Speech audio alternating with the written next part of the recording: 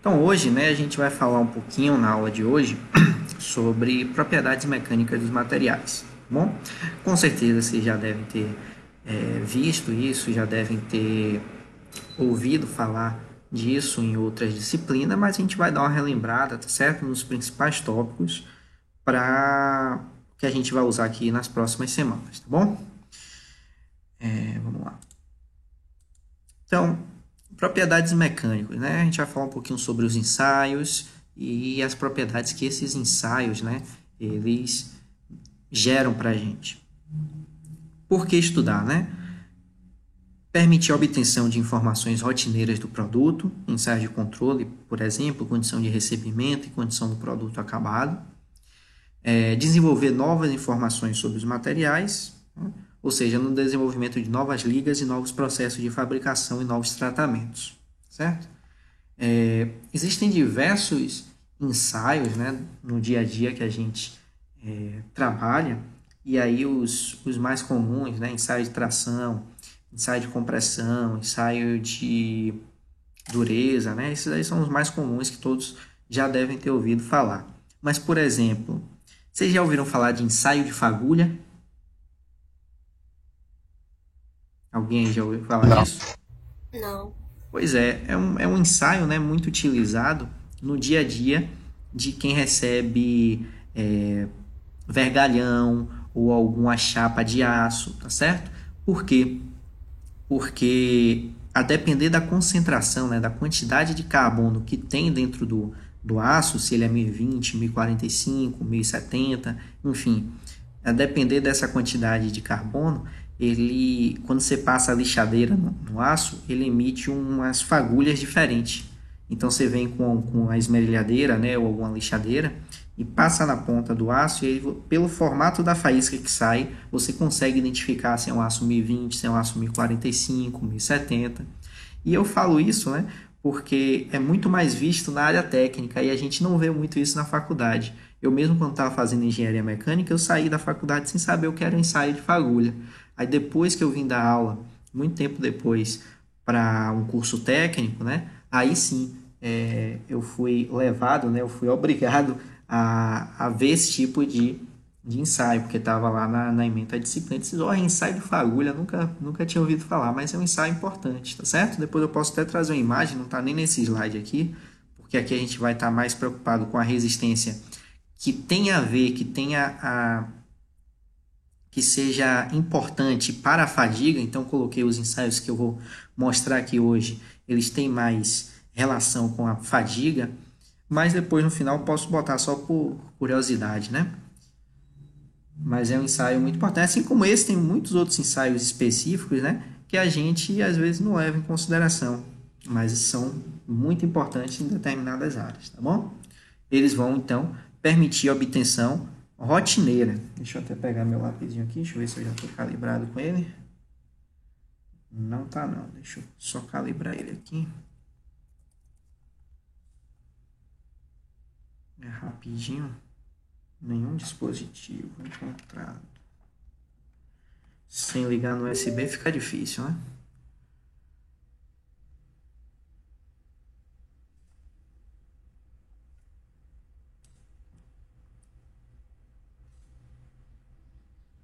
Pronto, tá certinho aqui.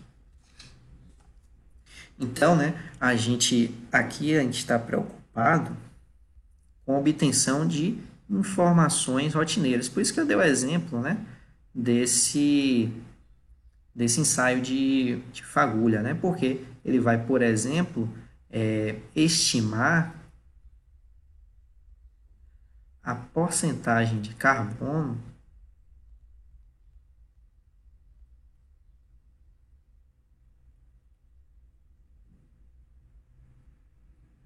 na liga de aço. Na verdade, no aço. Na liga de aço pode ter outros. Aqui, no aço.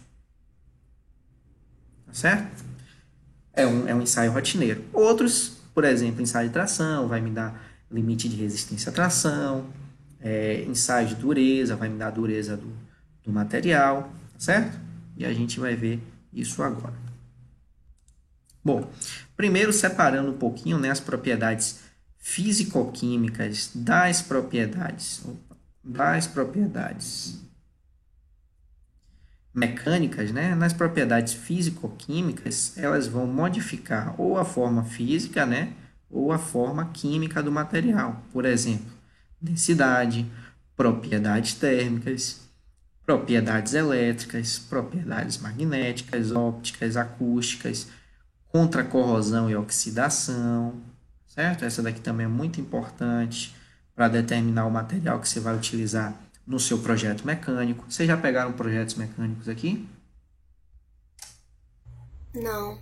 Pegando agora.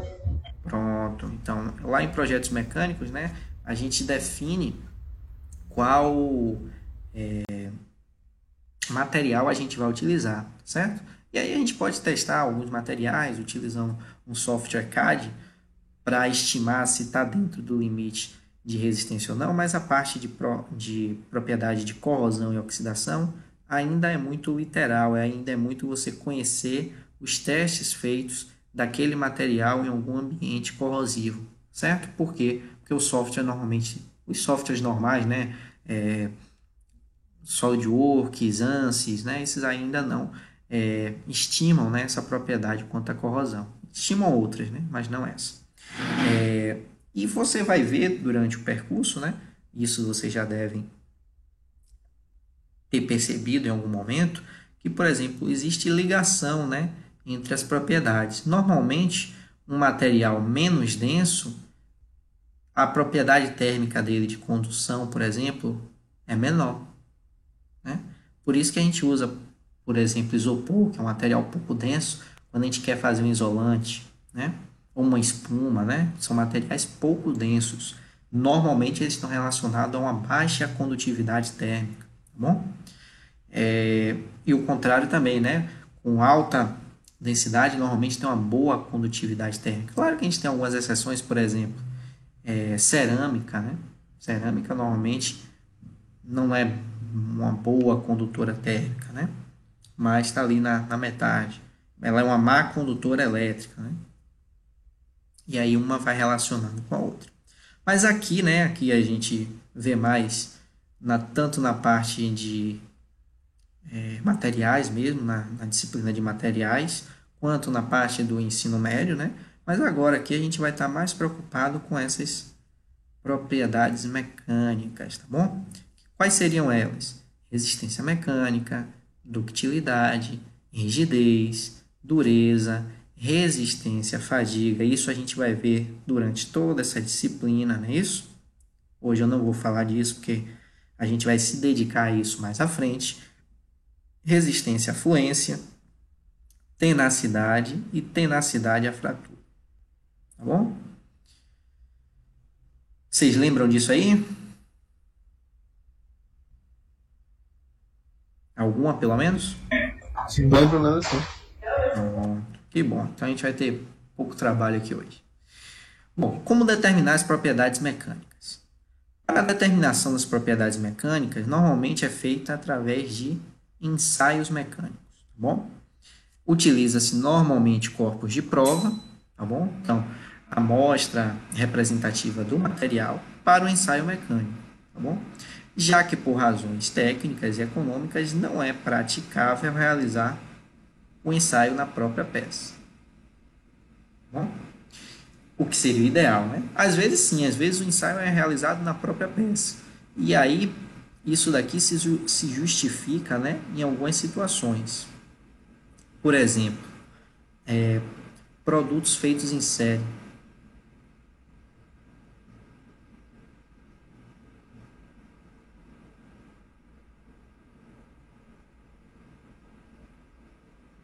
Certo? Por que produtos feitos em série é um exemplo em que isso se justifica? Porque vão ser produzidos milhares de produtos, milhões, né? Às vezes milhões de produtos. Se vão ser produzidos milhões, o gasto econômico, né, que você vai ter aqui, ao se dividir pelos esses milhões de produtos, né, se dissolve, né? E aí é muito melhor você não ter, por exemplo, um recall de algum produto desse que saiu em série de maneira errada, do que gastar esse dinheiro, né, inicialmente no projeto fazendo essa verificação, tá bom? Geralmente, a gente usa normas técnicas para o procedimento das medidas e confecção do corpo de prova para garantir que os resultados sejam comparáveis, tá bom? Então, a gente segue diversas normas. Na verdade, não é para que a gente faça um ensaio bom, é para que a gente consiga comparar um ensaio com outro. Por exemplo, o ensaio de dureza mais comum que a gente tem, né, é a dureza mol, né? Que tinha o quê? Tem a dureza do talco até o diamante, né? O que meio mais riscado facilmente, né? Até o que menos se risca. E não faz sentido você ter uma tabela de dureza como essa sem você conseguir comparar uma coisa com a outra. Se só existisse diamante, eu ia comparar com o quê? Tudo ia ser duro, né?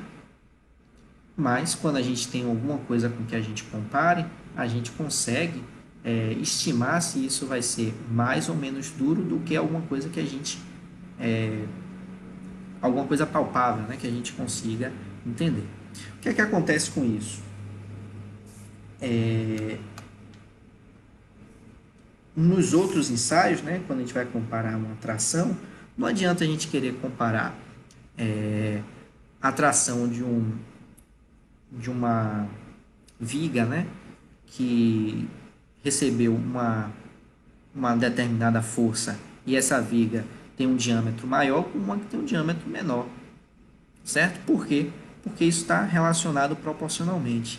Então, obviamente, mesmo que o material da viga que tem um maior diâmetro seja mais fraco, né, por ele ter maior diâmetro, acabou resistindo mais, né? E o que tem menor diâmetro, né, menor secção transversal, obviamente vai resistir menos. Então, para que você consiga comparar A com B, você coloca todo mundo com o mesmo diâmetro, né? Então, você padroniza isso. Sim, eu estava falando das opções, né? Eu falei uma aqui, produtos feitos em série. Tem também produtos que gerem risco à vida humana.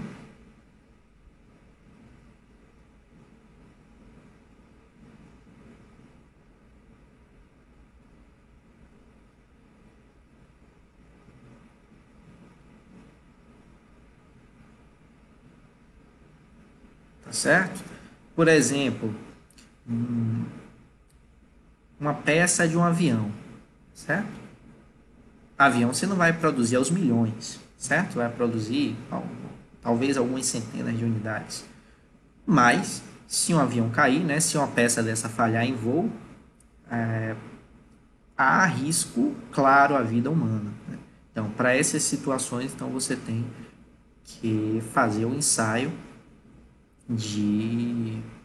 ou ensaio de tração, ensaio de compressão, enfim, o que você necessite, né, para estimar a propriedade do material. E por fim, né, produtos que contenham, aqui é com N, né? Deixa eu apagar.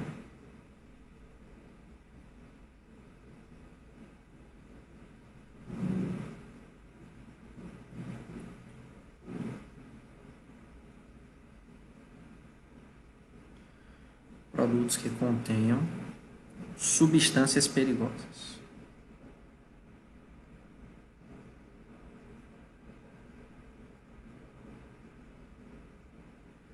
Exemplo, uma caldeira, um caminhão-tanque, certo? Alguma coisa que leve produto tóxico, produto radioativo, tá certo? Então, tudo isso aí que mexe, né, com substâncias perigosas precisa passar por ensaios mecânicos para garantir, né, que não vai falhar durante o caminho. E aí, todos os outros, né, você pode passar, se você tiver orçamento para isso, melhor, ou não passa, tá bom?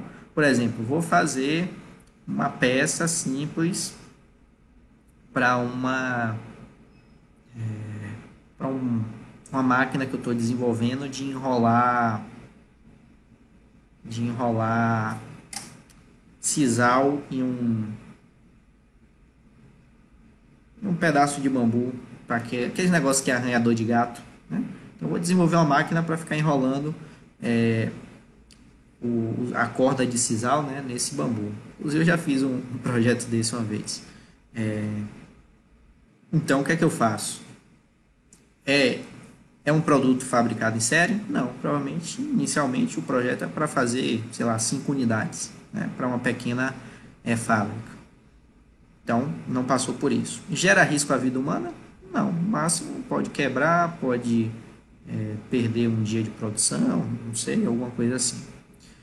Contém substâncias perigosas? Também não. Então, se eu não tiver orçamento para fazer os ensaios, eu vou fazer o quê? Eu vou recorrer à literatura, né? Então, eu vou recorrer à literatura.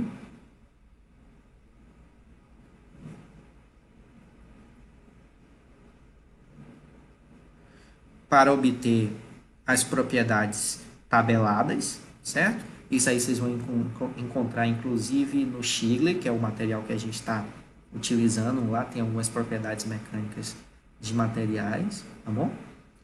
Você também acha isso no Chiaperini, né? É outra bibliografia que vocês podem buscar, que também vai encontrar algumas propriedades dessas. E aí você, com base nessas propriedades no material que você está utilizando, às vezes se não encontrar o material, tenta encontrar um material próximo para ter pelo menos uma ideia, né, do que você vai estar trabalhando, e a partir daí você desenvolve o seu projeto, tá bom? Uma vez que você viu que não é nenhuma dessas propriedades iniciais que a gente vai ver aqui, né, aí sim a gente parte para a análise de fadiga, tá bom? Então é por isso que a gente está também vendo hoje esses outros ensaios todos. Por quê? Porque às vezes você vai precisar conferir se não é uma coisa mais simples, né? Porque às vezes estimar uma vida de fadiga, estimar se a peça está sofrendo fadiga, né, pode ser um pouco mais complexo. É claro que se você tiver com a peça em mãos, é relativamente simples você ver se aquela fratura é uma fratura por fadiga ou não. E a gente vai ver isso nas próximas aulas. Mas, às vezes, se você não tiver com a peça na mão, ou se destruiu, caiu no mar, enfim, se acontecer alguma coisa e você não tem, e ela está falhando várias vezes, talvez checar antes, né, se alguma dessas se algum desses critérios anteriores não foi atendido antes de fazer uma análise de fadiga, pode ser interessante. Então, aqui algumas propriedades mecânicas, né? Então, a gente tem a tração, compressão, cisalhamento, flexão e torção. Aquelas basiconas aí que a gente vê. Cada uma dessas propriedades, né, está associada à habilidade do material de resistir a forças mecânicas, certo? Ou transmiti-las. Por exemplo, essa torção aqui, né, pode ser a capacidade de um eixo transmitir torque, né? Por exemplo, um eixo cardan está sujeito a uma força como essa, uma força de torção, né? Ele vai ser torsionado para transmitir o torque que vai sair do motor até a roda do veículo. Bom, então a gente vai ter resistência à tração, barra compressão, resistência à flexão transversal, resistência ao impacto, resistência à fadiga, afluência, dureza, né? Plasticidade ou ductilidade e tenacidade. Bom, inclusive a gente vai ver isso aqui no gráfico, né? Às vezes a gente esquece, né? Mas é muito importante visualizar facilmente, né, isso daqui no gráfico, né? Porque a gente vai ter a tenacidade, que é a resistência até a fratura, né? Tenacidade. A gente vai ter a resiliência,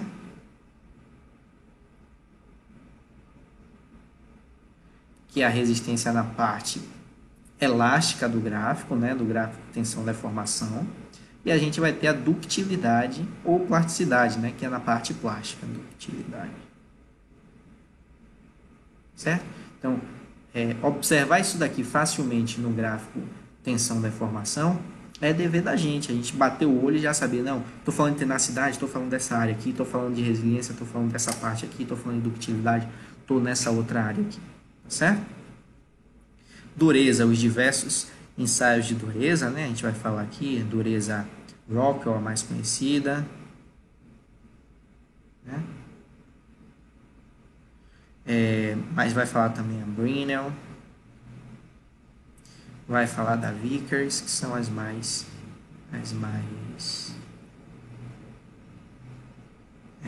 estudadas, né?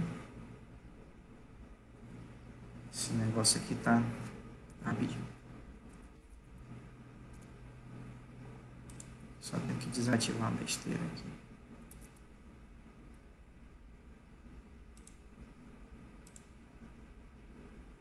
Não, tá desligado.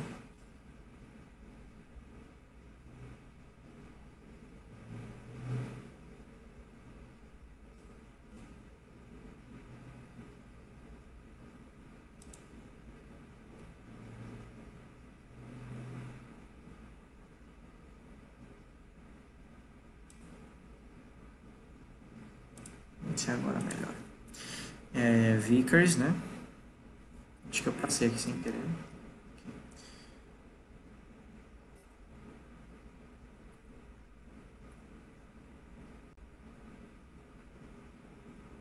Um pouquinho mais grosso, mas tudo bem, depois eu vejo. Além dessa, né? Para efeito de vocês darem uma olhadinha depois, dê uma olhadinha também na GNOP. E na dureza. Tem a GNOP, tem outra, esqueci agora o nome, que é a dureza que você faz em campo. Eu vou lembrar depois, eu falo no decorrer da aula. Mas tem mais uma aqui. Não vou lembrar agora, daqui a pouco eu falo, certo? Então, né, a resistência à fadiga e à fluência, a resistência ao impacto, e aí tem os dois principais, né, que é o Sharpe e o Isod. Bom? Isso aqui também tem que saber, resistência à flexão, né, e resistência à tração. Bom, vamos falar um pouquinho de cada um, bem por cima, tá certo? Se vocês não estiverem lembrando, ou se tiverem alguma dúvida, deem uma olhadinha depois no Chaperini, para aprofundar talvez um pouquinho mais o conhecimento, certo?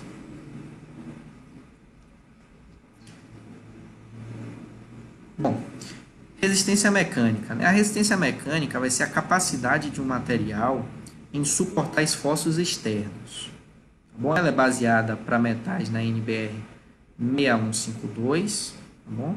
Que vai padronizar aqueles corpos de prova, tá bom? E aí você pode simular lá tração, compressão, flexão, entre outros, né?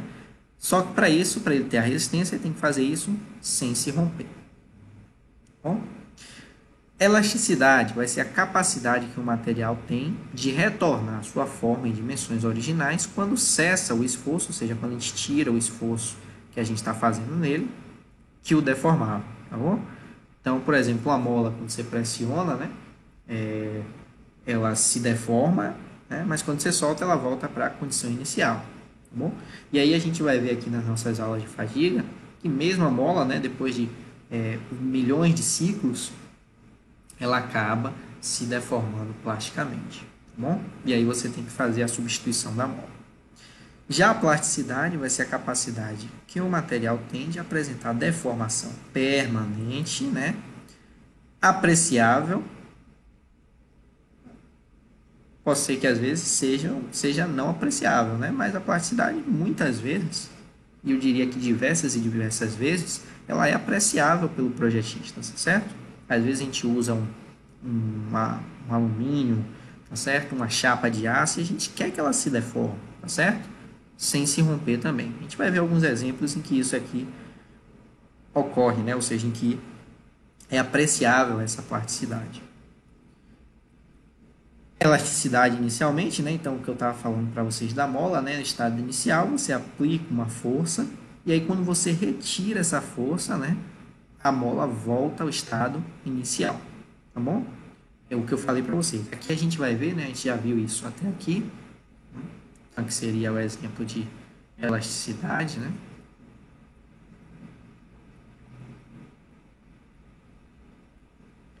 A gente já viu isso até aqui, mas a gente vai ver aqui agora na fadiga que, por vezes, né? Ou, na verdade, sempre, depois de milhões de ciclos, milhares de ciclos, dessa mola ficar descendo, subindo, o que é que vai acontecer? Ela vai acabar se deformando plasticamente, ou seja, ela vai voltar ainda, mas em vez de voltar certinho no estado inicial, talvez ela volte um pouquinho aqui, né?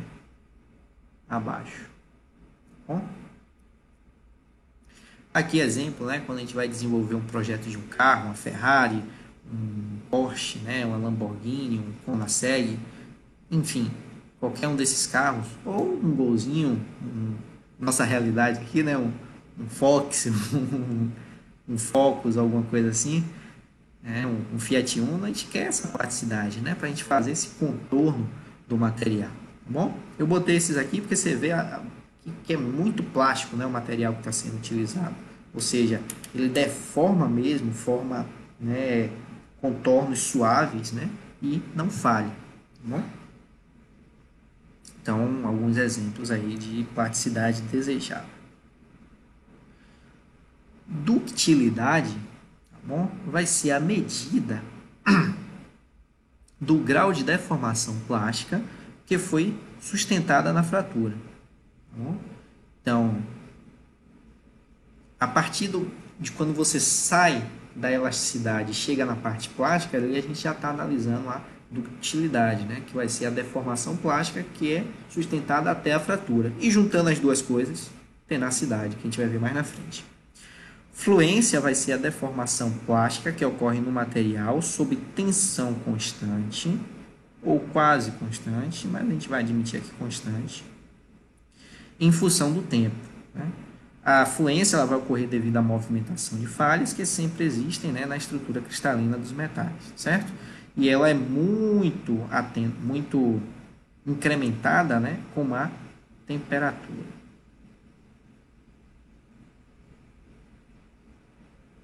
Certo? Então, asterisco nisso aqui. Já a fadiga, que é o que a gente vai ver mais na frente, né, nas próximas aulas, vai ser a ruptura de componentes sobre uma carga bem inferior à carga máxima. Isso aqui a gente já viu na outra aula, né? Suportada pelo material, devido a solicitações cíclicas, bom? E repetidas. Isso aqui a gente já viu na outra aula, só para relembrar mesmo, bom? Mas a gente vai apertar mais nisso nos próximos dias aí. Dureza vai ser a qualidade ou estado de duro, né? Rigidez, né? E dura definido como difícil de penetrar ou riscar, tá bom? E aí, como eu falei para vocês, né, a tenacidade vai ser a junção lá da resiliência com a ductilidade, né, ou plasticidade, e vai ser uma medida da capacidade de um material para absorver energia até a fratura. Então, toda aquela parte do gráfico de tensão e deformação até o final, até onde acontece a ruptura, a gente tem a tenacidade. Vou fazer um desenho aqui, eu acho que não está assim nos próximos slides, né? Então, deixa eu já puxar isso aqui. Isso aqui é muito cobrado, né? No nosso dia a dia, se for fazer um concurso, isso é muito cobrado, porque mostra que você tem domínio fácil das propriedades do material, tá bom? Então, começa aqui assim, ó, normalmente, vou fazer de um material dúctil, né, para eu poder colocar aqui as partes, né? Então, a tenacidade, agora eu vou colocar em algumas cores aqui, né?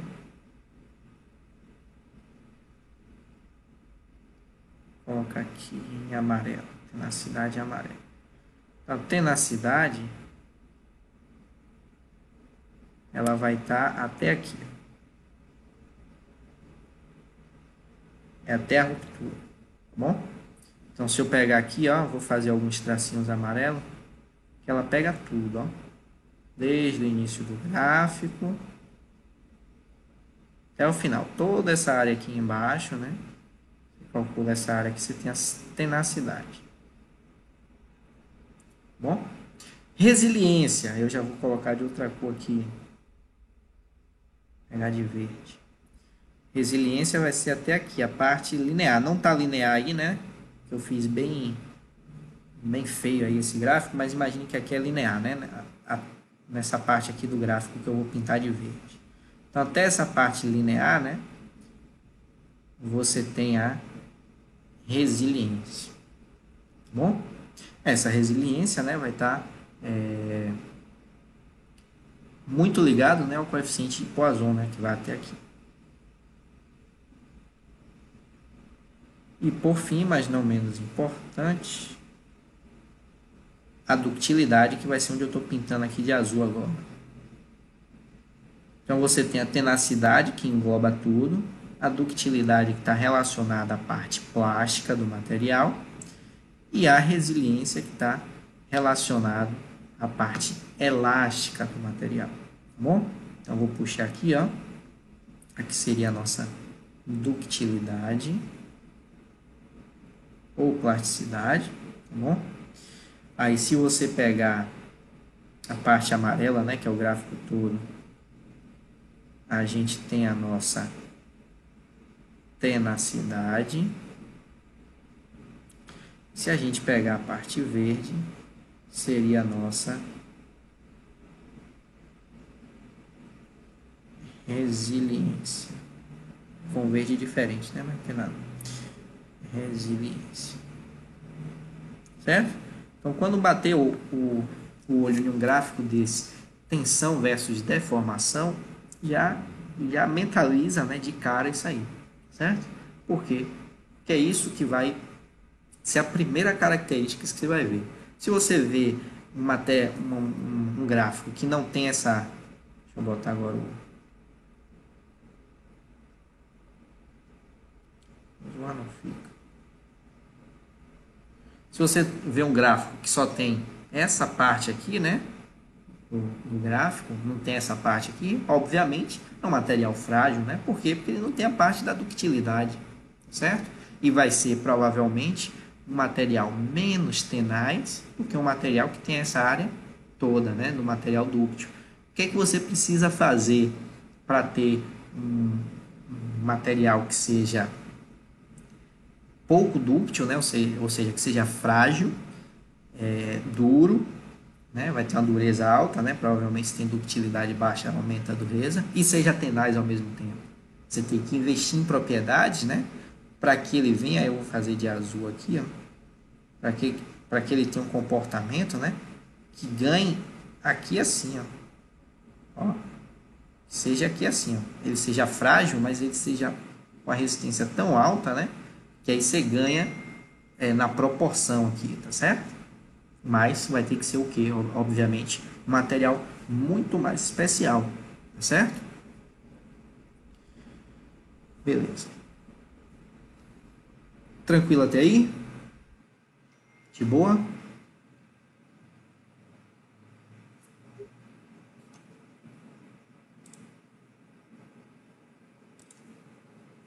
Bom, seguindo aqui, né?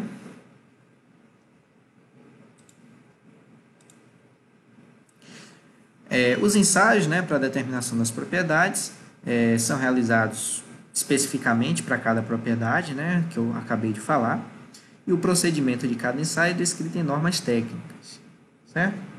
Essas normas normalmente são as normas ISO, né, da Organização Internacional de Padronização, a BNT, que é a nossa Associação Brasileira de Normas Técnicas, a DIN, que é a norma alemã, e a STM, que é outra norma automobilística americana, tá bom? A gente não vai se adentrar muito aqui, né? Porque não é nosso escopo, mas só para vocês relembrarem aí ou irem buscar caso queira fazer algum tipo de ensaio. A geometria das amostras a serem ensaiadas, né, chamadas de corpos de prova, e as condições técnicas de condição de cada ensaio, elas são descritas nessas normas técnicas. Por exemplo, resistência à tração é obtida através do chamado ensaio de tração, né, o tensile test, tá bom? E aí ele vai consistir na separação do material em duas ou mais partes devido a aplicação de uma carga estática a temperaturas relativamente baixas, né, em relação ao ponto de fusão do material. E aí, por que ele fala em duas ou mais partes? Às vezes, né, quando o material é muito frágil, na hora da ruptura se rompe em mais de um lugar ao mesmo tempo, né? Então, por isso, normalmente quando é dúctil é sempre duas partes, né? Mas quando é frágil tem esse asterisco aí. Aqui o exemplo, né? Então, você tem um comprimento inicial, um comprimento final, você vai ter uma estricção, certo? E vai ter a falha do material. Se tiver tudo bem dimensionado, for um material dúctil bem tranquilo, normalmente acontece no meio aqui, tá bom? Aqui entra a parte, né, em que a gente tem a curva de engenharia e a curva real. Por quê? O exemplo do gráfico que eu dei anteriormente, que seria mais ou menos,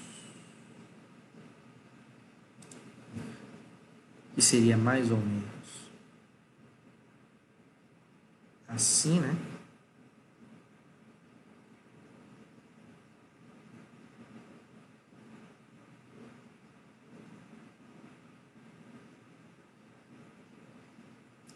Isso daqui representa a tensão de engenharia. Ou de projeto, tá certo? Que não é a tensão real. Por quê?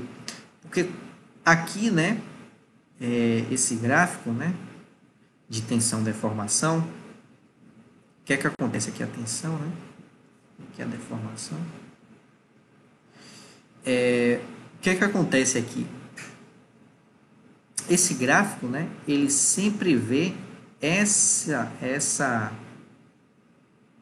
esse diâmetro inicial aqui, tá certo? Essa seção transversal inicial. Ou seja, você está aumentando a tensão, né? E aqui você acaba diminuindo a tensão. Por quê? Porque ele já está começando a estriccionar, a falhar, né? A escoar, tá bom? E o que é que acontece? Se você levar em consideração que quando ele começa a fazer esse escoamento, né, quando ele começa a alongar, ocorre essa estricção e esse comprimento, né, esse diâmetro aqui, ó, esse diâmetro inicial e o diâmetro final aqui, você considerar que eles são diferentes, né, ou seja, nesse gráfico aqui que a gente conhece muito bem, ele considera que o diâmetro inicial é igual ao diâmetro final, o que não acontece na realidade. Na realidade, o diâmetro... Eita, fiz errado aqui. O diâmetro inicial...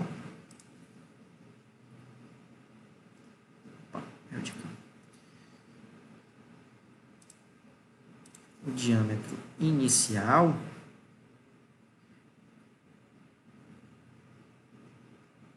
ele é maior do que o diâmetro final. E isso aqui é o ideal, né? O que é idealizado, e aqui é o real. Então, quando você considera esse idealizado aqui, a curva que você tem é essa daqui. Quando você considera essa estricção, né? Ou seja, o real, o que acontece é que aqui no final, em vez de começar a cair, né? Como você tem a diminuição do diâmetro, né, do corpo de prova, ele começa a subir. E ele faz isso aqui. Certo? Então, a tensão de ruptura seria a tensão máxima, não uma tensão menor do que a tensão máxima aqui. Tá certo? Aqui seria a tensão real.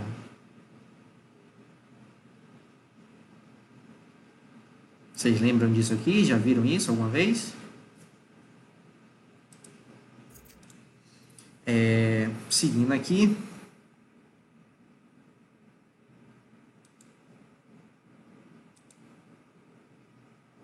Então, tensão, força sobre área, né? A área da seção transversal, tranquilo. Aqui está o extensômetro, né? Que fica aqui. Deixa eu pegar aqui. O extensômetro aqui do lado, né? Que vê o alongamento do corpo de prova. Está o corpo de prova travado aqui, né? Na máquina de ensaio. E aí pronto para realizar o ensaio. Às vezes isso é feito em soldagem, né? Corpos de provas de soldagem. Bom? E aí é feito o corpo de prova, né?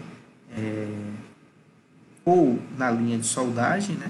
Ou perpendicular à solda, dependendo do que você quer analisar, tá bom? Vamos dar uma olhadinha em um vídeo aqui. Bom, hoje a gente vai mostrar aqui nesse videozinho como é que se faz a iniciação, quais são as principais variáveis e o que a gente tem que se preocupar na hora que está fazendo a iniciação. Essa aqui é essa máquina de tração, uma máquina de 20 toneladas de capacidade. Como a gente viu lá na primeira parte do curso, a gente viu que a máquina ela tem uma ponte fixa, que no nosso caso é essa daqui, né? Onde está um acessório para a gente poder prender o nosso corpo de prova, e ela tem uma ponte móvel, onde está preso a nossa célula de carga. Né? A célula de carga, na verdade, ela mede a força com que o corpo de prova vai estar resistindo ao movimento da ponte, da ponte móvel, que se movimenta com velocidade constante. Se eu puxar aqui a minha célula de carga, ela marca lá no reloginho a força que eu estou fazendo. Então, se eu apertar, então eu estou puxando, ela marcando uma força negativa, tá vendo? Se eu estou apertando, ela marca uma força 13 quilos. A força que o corpo de prova vai estar fazendo para resistir ao movimento da ponte, que se movimenta com velocidade constante, tá certo? E a minha capacidade aqui é de 20 toneladas. O meu corpo de prova, ele é um corpo de prova cilíndrico, né? Que tem aqui uma cabeça, uma parte útil, que é essa região aqui, e um raio de adossamento entre a cabeça e a parte útil do corpo de prova.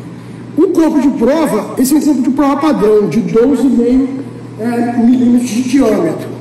É um corpo de prova padrão, é o maior corpo de prova que aparece lá nas nossas normas para ensaio de tração, ou seja, tanto a norma da STM como a norma da BNT. É o maior corpo de prova que aparece. Então ele tem 12,5 de diâmetro, tem 60 de comprimento aqui, o último, e o raio de adossamento aqui. Né? Ele vai ficar preso aqui em cima na ponte, entre a ponte fixa e a ponte móvel. A ponte móvel vai se movimentar, né? E ela vai medir, a célula de carga vai medir a força que esse corpo de prova vai estar fazendo para poder resistir ao movimento da ponte. Nós vamos ter, mostrando lá no gráfico, a gente vai estar mostrando a relação entre a força que o corpo de prova está fazendo com o deslocamento da nossa ponte, que vai estar sendo medido direto no corpo de prova, na verdade, com o uso de um extensômetro, que é esse nosso amiguinho aqui, ó, tá vendo? O uso de um extensômetro que vai estar preso aqui.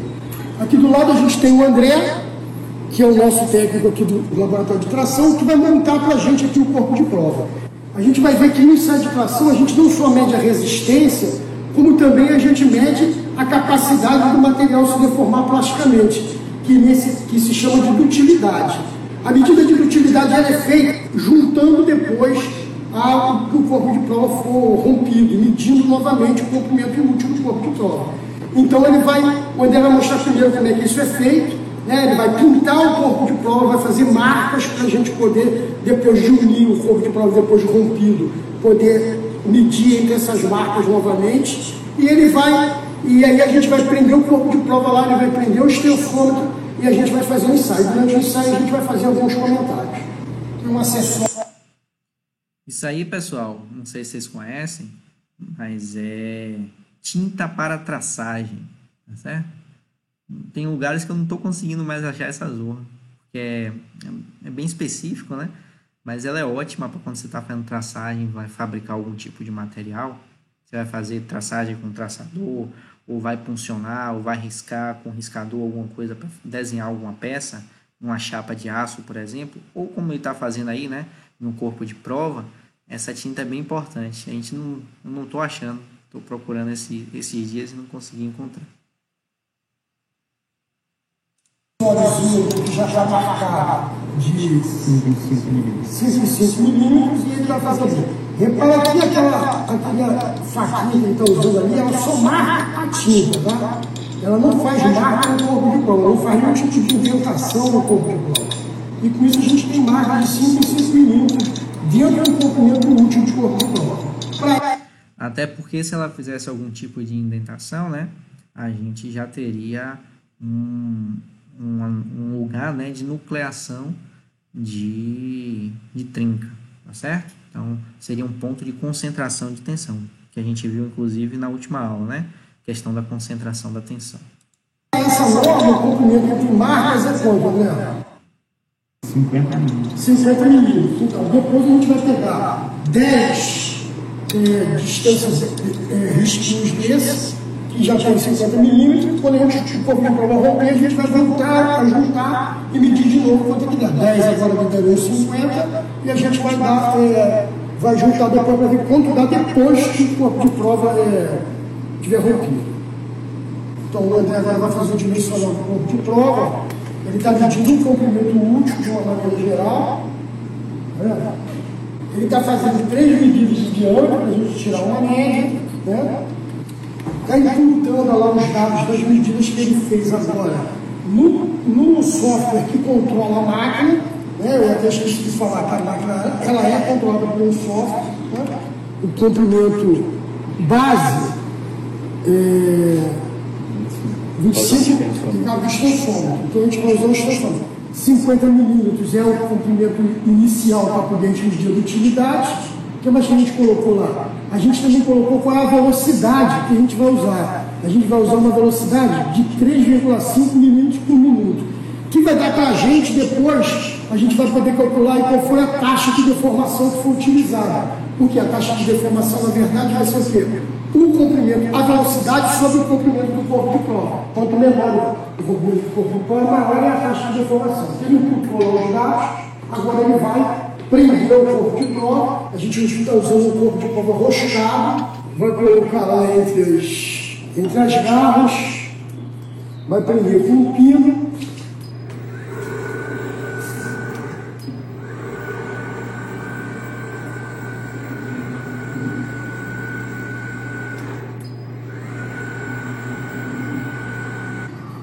O corpo de prova está preso. Repara que o pino está soltinho, né? Ou seja, não estamos fazendo nenhum tipo de tensão no corpo de prova.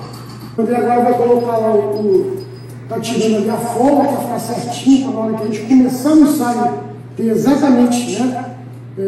Não ter uma racha, uma folga da garra, e prendeu lá o extensômetro. Na verdade, o extensômetro ele tem ainda uma travinha ali para ele não abrir. Depois que o André vai tirar ali a travinha, e o que vai acontecer? O extensômetro ele vai medir quanto o corpo de prova vai estar se deformando e vai criar lá o nosso gráfico, deformação do corpo de prova, variação de comprimento do corpo de prova contra a carga versus a carga que ele está fazendo aqui.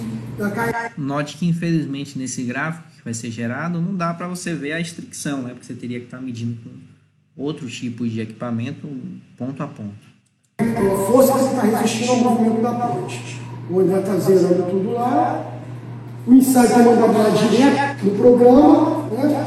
No software. E aí, vamos começar lá. Ali naquele gráficozinho cinza, a gente vai vendo quanto que o corpo de prova vai estar. O ensaio já começou, tá vendo? E aqui onde vocês têm uma luzinha branca surgindo lá no eixo lá, na verdade já o corpo de prova se deformando.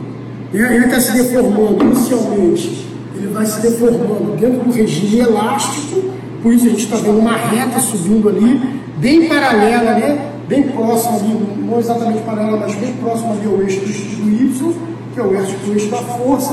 Ó, daqui a pouco ela começa a se desviar ali do eixo, e a gente começa a ter um pouco a nossa parte, começa a nossa deformação plástica, tá vendo? O corpo de prova, durante esse processo de deformação plástica, ele se deforma de uma maneira uniforme, ou seja, todo o comprimento dele aumenta de uma maneira uniforme, o comprimento útil, e toda a seção de todo o comprimento útil diminui de uma forma uniforme também. Lá na frente, quando a gente estiver próximo à ruptura, esse comprimento, essa deformação uniforme vai dar lugar a uma deformação localizada. Ele vai entrar em extinção e vai levar o corpo de prova à ruptura.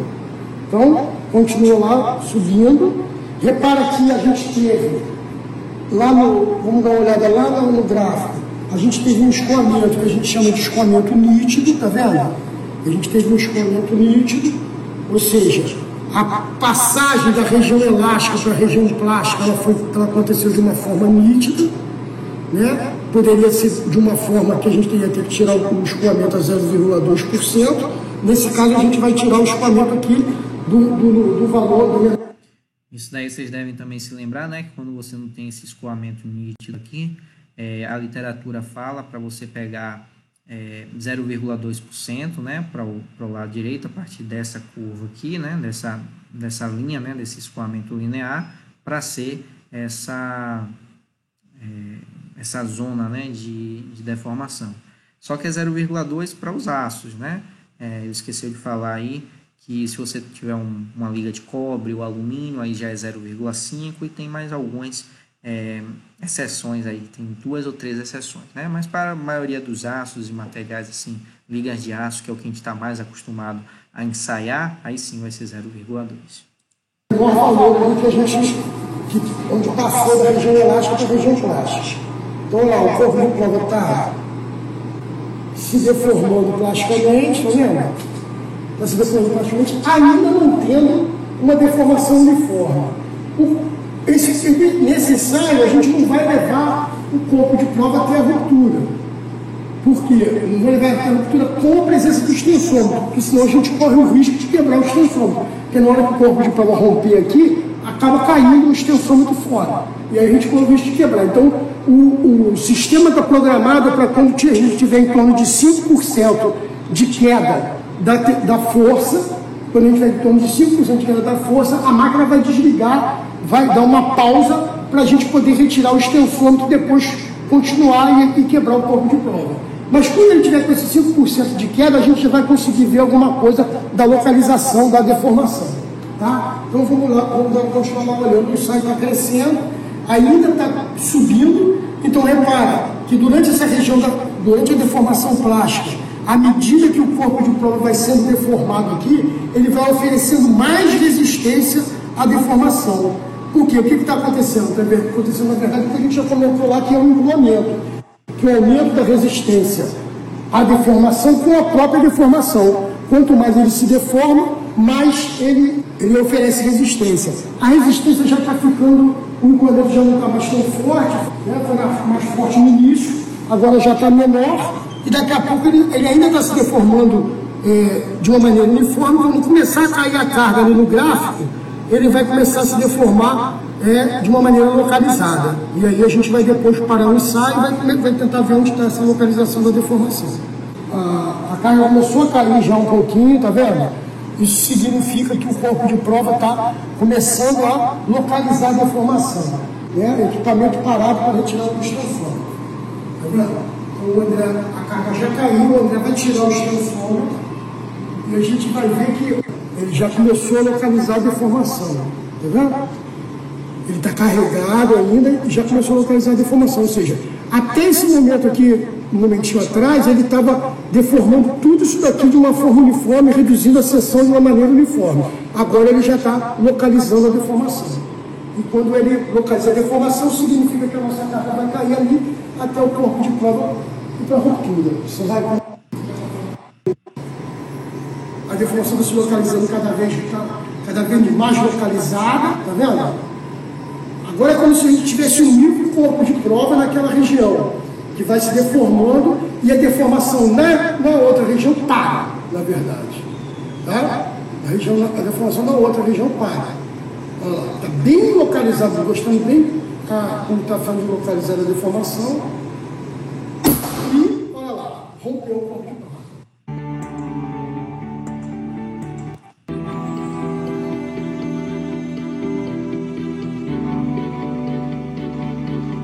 O ensaio, né? Só naquela região. Aí era só para a gente ver mesmo, né? Um ensaio, então como é que é realizado, tá certo? É realizado mais ou menos dessa maneira. Vamos prosseguir aqui. Bom, isso aí vai separar, né, os nossos materiais. A gente viu que é uma das principais coisas quando a gente tem fadiga, né? É separar até para a aplicação dos critérios, né? A gente falou um pouco de critério de Tresca, critério de von Mises, né? O critério de Mohr, né? Mohr modificado. Até para isso é importante, né, saber isso daí. E esse ensaio, né, vai dizer se o material é dúctil, né, a deformação plástica continua até a redução na área, né, para a posterior ruptura, foi o caso do vídeo que a gente viu, ou frágil, não acontece deformação plástica requerendo menos energia da fratura dúctil, né, o que consome energia para o movimento de discordâncias e imperfeições do material, ou seja, isso daqui, né, esse ensaio de tração vai dar um dos primeiros nortes para a gente, informando se o material é dúctil ou frágil, para até que a gente possa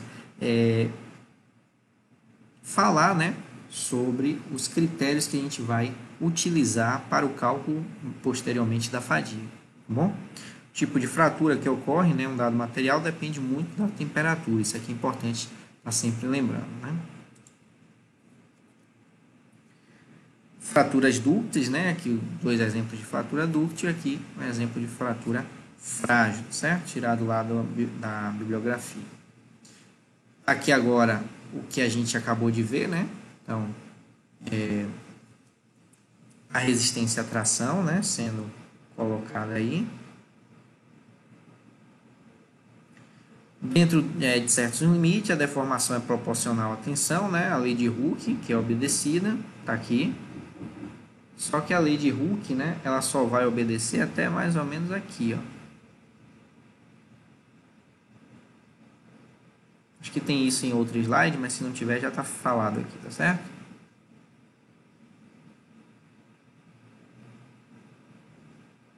Então o Hooke só vai até aqui mais ou menos. Bom, a partir daí você não tem mais isso. Você não vai ter mais o coeficiente de proporcionalidade. Bom? A gente vai ter a deformação, então, elástica, né? Precede a deformação plástica, ela é reversível, desaparece quando a tensão é removida, praticamente proporcional à tensão aplicada, então obedece à lei de Hooke. Já a plástica, não. Ela é provocada por tensões que ultrapassam o limite de elasticidade, então a gente vai em outra zona aí. Se o material for dúctil, nem vai ter essa parte, né? Ele vai romper. É irreversível, porque é o resultado do deslocamento permanente, né, dos átomos e, portanto, não desaparece quando a tensão é removida. Isso às vezes não é interessante, mas às vezes é interessante, às vezes é vantajoso ter essa deformação, como a gente viu nos exemplos anteriores. A gente vai ter o módulo de Young, né? E aí eu falei para vocês o que é esse módulo de Young, né? A partir da força que você está dando na tração, o quanto que ele se deforma, né, vai te dar um maior ou menor módulo de Young, né? Então ele vai ser o quociente entre a tensão aplicada e a deformação elástica resultante. Então preste bem atenção nesse nome aqui, né? Então não tem nada a ver com a deformação plástica, deformação elástica, certo? Está relacionado com a rigidez do material ou a resistência à deformação elástica, certo? Aqui o escoamento, né? Ali ele viu que teve um escoamento visível, né? Aqui também está um escoamento visível. Então, nessa fase elástica aqui, ó, mais uma vez lembrando, rigidez, fase plástica, ductilidade.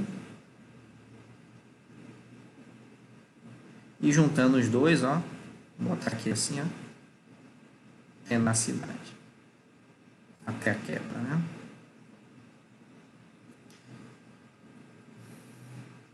Então, aqui os pontos mais importantes no gráfico, né? Limite elástico aqui em A, limite de proporcionalidade, tá certo? Você pega 0,2%, limite de resistência, né? Aqui a tração. Claro que para um escoamento real ele vai aqui para cima, né? Então o limite seria maior, mas tomando o gráfico como a gente usa normalmente na engenharia, né? Que seria o limite de resistência. E o limite de ruptura, que é quando realmente o material quebra, né? O material rompe. Aqui alguns exemplos, né? Aço temperado, aço com alto teor de carbono, aço com baixo teor de carbono, aço puro, né? Só alguns exemplos. Você vê que sempre começa mais ou menos igual, né? Então o módulo de elasticidade basicamente igual. mas depois eles vão ter comportamentos, né, bem diferentes. Bom, fragilidade, ductilidade, tenacidade, né? O material dúctil ele vai se estender mais plasticamente, né? Já o material muito frágil ele nem vai se estender aqui, né? Quando se começaria a alongar aqui, ele já rompe. E aí um meio termo aqui, né? Estaria nesse gráfico aqui. Bom, falando um pouquinho agora de ensaios de dureza, né? Então, a gente tem alguns durômetros aí na imagem, né, que fala sobre os ensaios de dureza. Antes de falar sobre ele, vamos ver um videozinho aqui também. Nesse daqui vocês já vão conhecer o cara que está lá na frente, né? Que eu tive a oportunidade de fazer, né?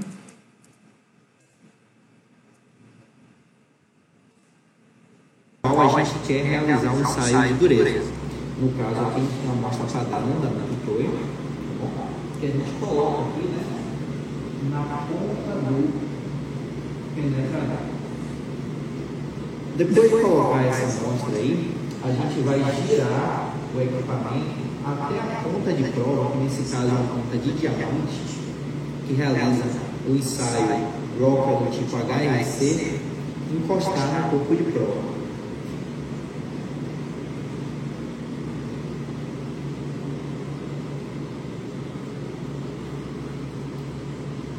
Uma vez que a ponta encostou, a gente vai começar a observar esse relógio comparador aqui em cima.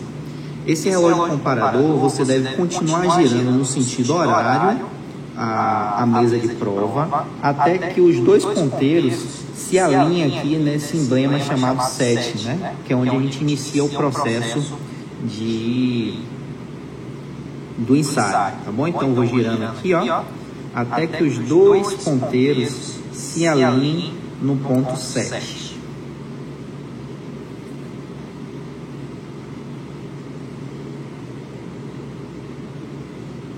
Pronto, temos os dois ponteiros alinhados na posição 7. Agora, nós vamos, enfim, realizar o ensaio. Para isso, nós vamos mover a alavanca do ensaio da posição stand-by para a posição de carga, certo?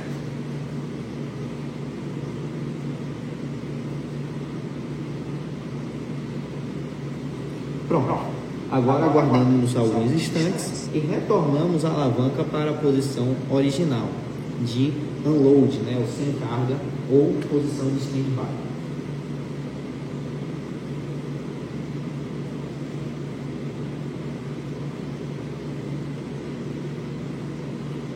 E agora conseguimos verificar no relógio comparador a dureza desse material. Aqui no caso está indicando 62 HRC, certo? Aqui a gente pode ver então agora a marcação do ensaio em 62 HRC. Então, esse corpo de prova tem uma dureza de 62. Pronto, então aí vocês viram, né, como é que ocorre o ensaio de dureza, certo? Utilizando essas máquinas aqui, né, chamadas de durômetro. Ali foi o ensaio de dureza Rockwell. Tem também outros ensaios, né, ensaio de dureza Vickers, Brinell. Aquele é o mais simples porque evita erro do operador, né? Você viu que eu só ensaiei ali, eu só preciso visualizar o ensaio final, o valor final que é dado. Diga. Essa unidade aí, HMC, ok. Um ensaio de dureza Rockwell na escala C, porque tem escala A e B. E aí você viu ali que eu falei que estava utilizando a ponta de diamante, né? No ensaio de dureza tipo B, por exemplo, você utiliza a ponta de aço, né? Na verdade não uma ponta, né? Uma esfera de aço de 1/16 polegadas. Já no ensaio A, você até utiliza a ponta de diamante, mas já utiliza uma carga, né, uma pré-carga menor do que a que eu utilizei ali. Vocês não viram eu calibrando a pré-carga, mas ali tem uma pré-carga de 150, certo? E se eu fosse utilizar, por exemplo, um ensaio de dureza A, aí eu já utilizaria a pré-carga de 60, tá bom? Isso é a diferença. Hã? Obrigado, entendi. Tranquilo. Aí é isso que diferencia, certo? Mas quando você vai utilizar um material mais mole, você usa A, um meio termo, B, e o mais duro ali já era um aço mais duro, né? Que ali vem os ensaios prontos da Mitutoyo, só para você testar se o durômetro está batendo, né, com o valor certo. Ali já é um material mais duro, por isso que eu utilizei assim, tá bom? Vamos lá.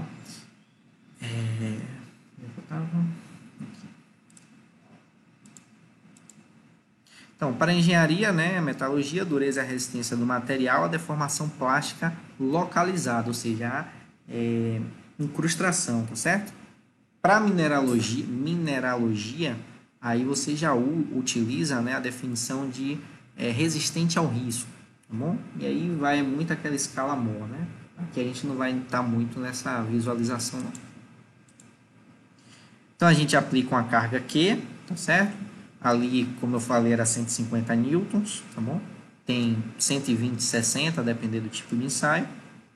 Através de um penetrador e mede-se o tamanho da marcação, né, de deformação deixada pelo mesmo, né? Impressão de dureza. Nesse caso ali, como eu tenho um relógio comparador, ele mesmo já compara, né, a posição inicial. Na verdade, ele faz entre várias aspas, uma regra de 3, né? Quanto mais o penetrador conseguir entrar, né, ou seja, quanto mais você tiver diferença pelo relógio comparador, maior vai ser o tamanho do entalhe. Então ele faz essa proporção, tá certo? E aí ele já te dá na escala ali, ele já te dá a dureza. Enquanto nos outros ensaios não, você faz a visualização do tamanho, né, da incrustação e aí calcula a dureza.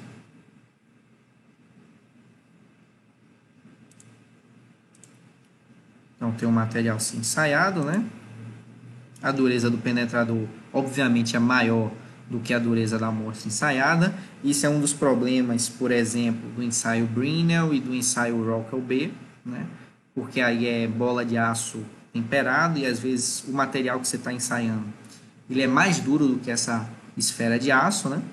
E aí é melhor fazer ou a Vickers, né? Ou a Rockwell C, que aí vai utilizar ponta de diamante. Materiais mais duros são mais resistentes à deformação e plástica e deixam impressão menor. Então, se a gente tem esse material A e a gente tem outro material B com a dureza maior, né? Você vê que a esfera que ele deixa marcada aqui, ó, é menor do que a esfera do material A, que esse material vai ser mais duro ou mais mole.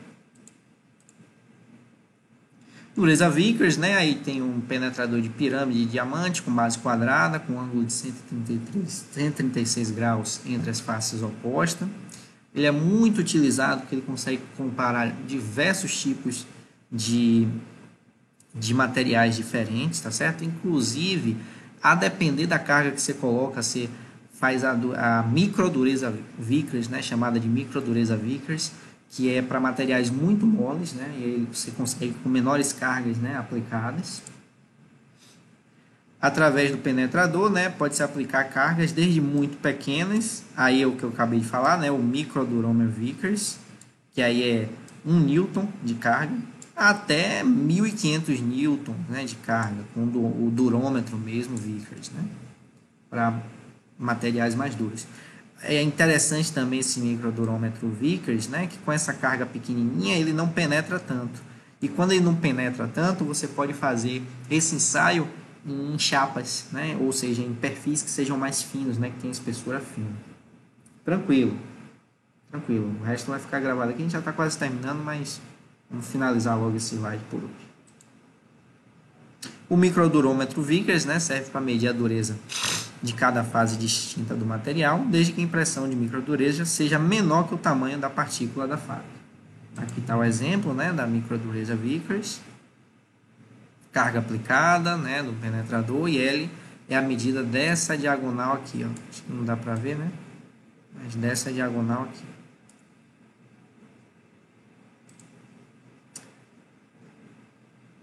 Para boa parte dos metais, né, observa mais ou menos a dureza Vickers de 3 vezes a tensão de escoamento, né, do material.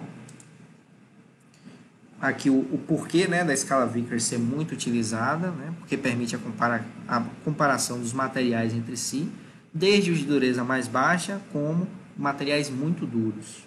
Tá bom? Você consegue comparar um com o outro porque ela varia a carga que você aplica, e aí você só faz uma proporção e consegue comparar, né, diversos materiais diferentes. Ela tem uma abrangência de escala muito grande. Dureza Brinell, esfera de aço temperado, aplica a carga Q também através da esfera, mede a calota esférica. Esse ensaio é muito utilizado quando você quer uma média, né, de dureza muito boa, né? Então você quer uma média geral, você não quer ficar tirando pontos de dureza em diversos pontos do material, você quer uma média geral daquele material, utiliza a dureza Brinell. Por quê? Porque a própria esfera, né, por ser uma esfera já um pouquinho maior, esqueci o tamanho exato aqui agora, não sei se está dando aqui, acho que não, mas é uma esfera maior do que a esfera utilizada de 1/16 utilizada no ensaio Rockwell. Como ela é maior, ela já aplica a carga em uma área maior, certo? Como ela aplica a carga em uma área maior, você vai ter uma média, né? Então você vai ter uma visão mais geral do material que está sendo utilizado, certo? Do que a dureza naquele ponto especificamente. Quando você está utilizando a microdureza Vickers, por exemplo, você tem uma ideia muito boa da dureza naquele ponto. Pode ser que o ponto a 10 milímetros próximo não seja a mesma coisa. Então, o que é que você tem que fazer? Você tem que tirar no mínimo 4 ou 5 pontos em locais diferentes para você conseguir, né, tirar a média e entender mais ou menos como é que é a dureza desse material. Já na dureza Brinell, não. Se você quiser tirar uma ou duas, fazer um ou dois ensaios na peça já é o suficiente, porque como ela é larga, né, ela já faz essa média. Aqui a superfície da calota, né? É muito utilizada em materiais de elevada a média de utilidade, né? Isto é, materiais não muito duros.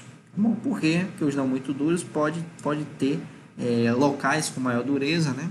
Então, você tirando essa média, você pega o mais duro, o menos duro e já tira a média geral. E a dureza Rockwell, né?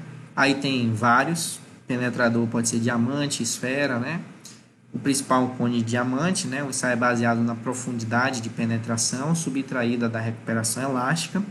O legal de você utilizar esse ensaio Rockwell, né? Como vocês devem ter visto ali no vídeo, é porque eu dou uma pré-carga. E essa pré-carga, ela já tira as descontinuidades superficiais da peça. Então, se você tem, por exemplo, um aço que tem a superfície que foi forjada, né? Então, quando você utiliza os outros tipos de dureza, pode ser que esse forjamento superficial engane um pouquinho a sua dureza. Já com a dureza Rockwell, como você dá aquela pré-carga, ela inibe, né, essa descontinuidade superficial. Então, ele é muito utilizado para isso. Aqui os outros ensaios, né? E aí a gente chega na parte de ensaios de impacto. Então, finalizando, né, com ensaio de impacto, aqui tem uma máquina, né, obviamente, uma máquina de ensaio de impacto, e a gente tem os dois principais, tá certo? Tipos de ensaio de impacto que a gente tem no nosso dia a dia. Bom, quais são eles?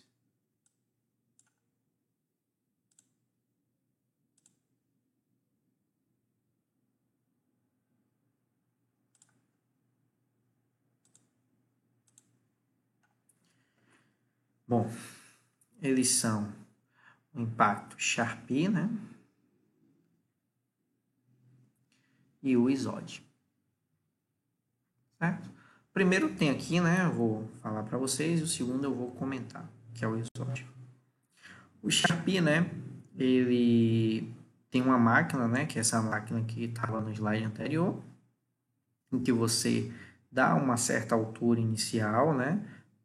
E aí solta essa máquina, ele vai percorrer esse percurso aqui, vai bater no corpo de prova, quebrar esse corpo de prova e vai continuar, né, até a altura final. Essa diferença entre a altura inicial e a altura final, né, mostra quanto esse corpo de prova absorveu de energia do martelo de Charpy, certo? Então, quanto de energia foi gasto, né, para romper esse corpo de prova. Aqui é um exemplo de um navio, né, com fratura abrupta devido à fragilização do material, né, por causa de temperatura. E aí o que acontece, né, mais ou menos o que aconteceu com o ensaio. Bom, no Charpy, né, a gente vai ter o Charpy tipo A, que tem um entalhe em V. A gente tem um tipo B, que é em forma de buraco de fechadura, que a gente chama, tá certo? E o tipo C, que é o entalhe em U. Né? Tem esses 3 tipos de entalhes aí nos corpos de prova Charpy. Né? O mais comum é esse entalhe V aqui, é o tipo A. Eles são retangulares, né, com dimensões padronizadas, né, altura e base, né, aí do mesmo tamanho. Então é um perfil quadrado, né, e o comprimento de 55 milímetros, tá certo? Então, né, esse perfil quadrado aqui, né, comprimento de 55 milímetros, com comprimento de 55 milímetros, vai ser golpeado pelo aquele martelo de Charpy, e essas entalhaduras aqui, né, esses entalhes feitos aqui, dos 3 tipos que a gente acabou de citar, eles vão facilitar essa quebra, né, desse corpo de prova, ou seja, eles vão ser pontos de concentração de tensão que vai facilitar a quebra. Aqui normalmente é a energia absorvida no ensaio de impacto, né? Isso em joules, tá bom? Você vê que quando a temperatura é muito baixa, né? O corpo ele fica muito frágil, ele pega, né? Ele absorve menos energia, né? Você vai passando aqui do 0 grau já para 20, né? 30. Aí você já começa a absorver mais energia, porque vai ficar um pouco mais dúctil, né? Além desse, né? Além desse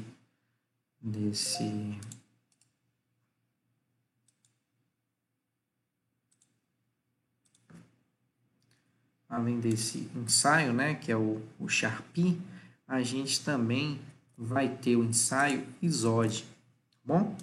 O ensaio ISOD, ele, ao invés de estar apoiado, né? Então, no ensaio Charpy, eu vou ter que fazer aqui, porque esse daí eu não baixei.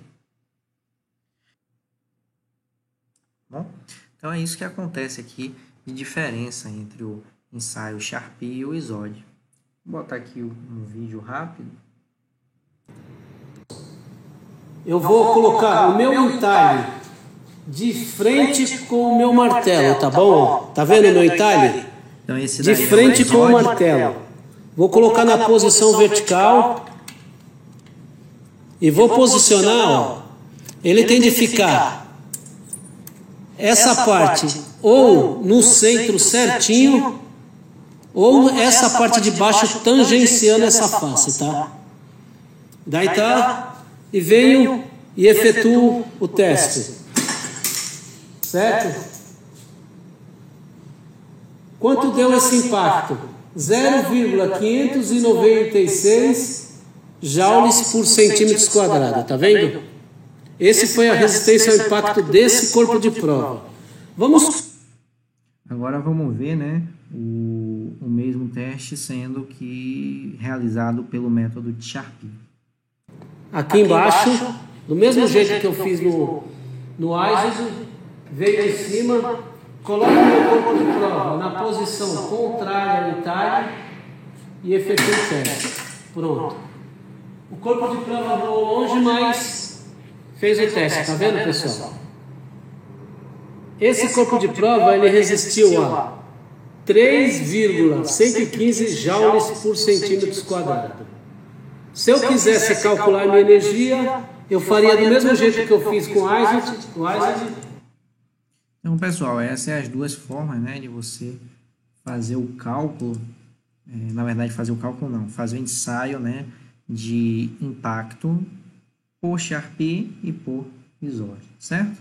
E com isso a gente finaliza a nossa aula sobre algumas propriedades mecânicas dos materiais que vão ser muito úteis daqui para frente quando a gente estiver falando sobre fadiga, tá bom? Valeu aí e até a próxima.